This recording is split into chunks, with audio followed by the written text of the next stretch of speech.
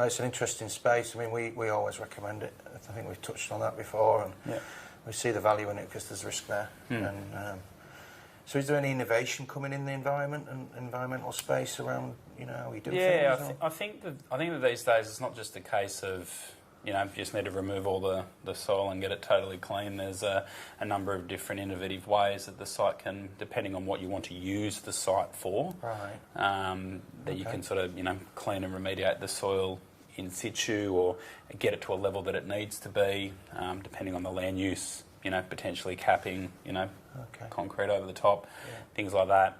Again, a lot of it has to do with the end land use and what you want to do with it. The strategy around it all, But again, that then becomes a risk for the future buyer that, if that's what you've done with it, then, the next person that comes on and buys it doesn't know it, just looks at it as a concrete slab. Well, it's got to come back to the dollar at the end of the day. And I think, as you mentioned in the last time we saw each other, about a remediation costing twice the value of what they paid for the land.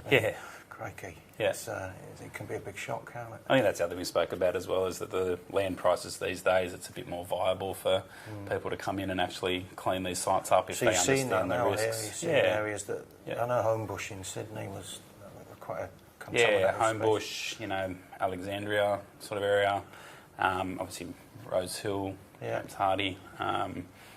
Even old landfills as well. Obviously, that's a potential risk. A lot of times, you've got, grass has just sort of grown over those, and there's issues that come with that, with, gases as well. It's not just the contamination of the soil.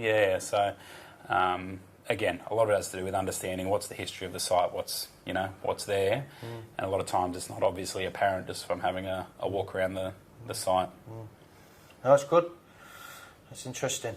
There's new things coming, new risks coming with the occupants, and you don't necessarily have to remove everything. You just got to know what you're going to do with it and make it clear. I think that's what this helps to do, is to just understand what the risk is, and then people can make a bit of a determination based on what they want to use the land for. Is it something that is still viable based on the purchase price? And we've we have had examples where information around environmental risk hadn't been disclosed, and we're acting on behalf of the buyer, and they've been able to negotiate down the purchase price based on information that's that's been made available around the potential remediation costs. And for if you like a typical environmental review, is it? I mean, we tend to work on a 3 to 5 week.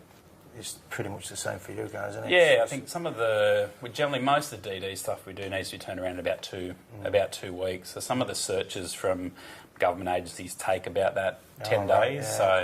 We need to be engaged pretty early in the piece to meet those time frames. But things like if we're doing soil testing, standard turnaround's 5 days. We can get most of those turned around a little bit quicker if needed, and we generally try and do a draft report in that initial DD phase, and then if any of the other reports come through afterwards, we'll include them in the final report. It's quick moving, I know that, and we work with you guys a lot, so it's great.